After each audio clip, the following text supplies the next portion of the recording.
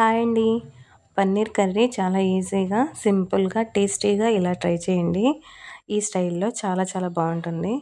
పన్నీర్ ముక్కలు ముందుగా ఇలా కట్ చేసుకుని ఇలా వేపుకోవాలి కొంచెం లైట్గా. కొంచెం నూనెలో కానీ లేకపోతే ఒక 2 స్పూన్స్ నెయ్యి వేసైనా సరే వేయించుకోవచ్చు. వేయించుకుని అవి పక్కన పెట్టేసుకొని అదే ప్యాన్లో జీడిపప్పు, ఆనియన్స్, కొంచెం టమాటా వేసి మెత్తగా మగ్గించుకోవాలి. అంటే జీడిపప్పును ఆనియన్స్ మగ్గాక అప్పుడు మనం టమాటాలు వేసుకోవాలండి. టమాటాలు కూడా వేసాక టమాటా కొంచెం మగ్గాక మరీ మెత్తగా అయిపోనవసరం లేదు. ఎందుకంటే మనం ఇది గ్రేవీ కోసం మిక్సీ పట్టుకుంటాం కాబట్టి మరీ మెత్తగా అయిపోనవసరం లేదు. ఇలా కొంచెం టమాటా పైన తోలు ఊడేటట్టుగా మెత్తగా కొంచెం మగ్గితే చాలన్నమాట. అవి వేగాక వాటిని మిక్సీ బౌల్లోకి తీసేసుకొని మెత్తటి పేస్ట్ లాగా చేసుకోవాలి. అవసరమైతే కొంచెం వాటర్ పోసుకునైనా సరే మెత్తగా పేస్ట్గా చేసుకోవాలి. ఇప్పుడు మళ్ళీ బాండీ పెట్టుకొని దానిలో 2 బిర్యానీ ఆకు, అనాస పువ్వు, లవంగాయలు, యాలకులు, దాల్చిన చెక్క, జీలకర్ర వేసుకోవాలి. వేసుకున్నాక అవి కొంచెం నూనెలో చిటపట అన్నాక ఆనియన్స్ చిన్న చిన్న ముక్కలుగా కట్ చేసుకొని ఆనియన్స్ పచ్చిమిర్చి ముక్కలు కూడా వేసుకోవాలి. ఆ జీడిపప్పు కూడా ఇలా వేసుకుంటే టేస్ట్ చాలా బాగుంటుంది. పన్నీర్ ముక్కలతో పాటు మనకి జీడిపప్పు కూడా తగిలి చాలా చాలా బాగుంటుంది అనమాట.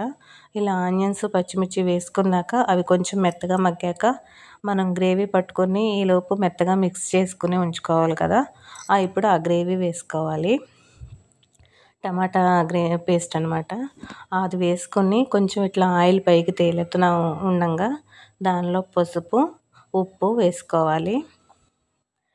పసుపు, ఉప్పు, కారం వేసుకొని అవి కొద్దిగా కలిపేసేసి ఇంకొంచెం మగ్గాక నూనె పైకి తేలుతూ ఉండగా మళ్ళీ అల్లం వెల్లుల్లి పేస్ట్ వేసుకోవాలి. అల్లం వెల్లుల్లి పేస్ట్ వేసుకున్నాక అది పచ్చివాసన పోయేదాకా వేయించుకున్నాక కొద్దిగా గరం మసాలా కూడా వేసుకొని ఆ గరం మసాలా అంటే ఆల్రెడీ మనం మసాలాలు వేసాం కాబట్టి ఎక్కువ అవసరం లేదు. కొద్దిగా గరం మసాలా వేసుకొని వాటర్ యాడ్ చేసుకోవాలి. టేస్ట్ మన గ్రేవీకి సరిపడా కొద్దిగా వాటర్ యాడ్ చేసుకున్నాక పన్నీర్ ముక్కలు వేయించుకొని పక్కన పెట్టుకున్నాం కదా, ఆ పన్నీర్ ముక్కలు కూడా దానిలో వేసేసుకోవాలి. వేసేసుకొని తర్వాత కొద్దిగా కొత్తిమీర కూడా వేసుకొని స్టవ్ కొంచెం మీడియం హైలో పెట్టుకోవచ్చు.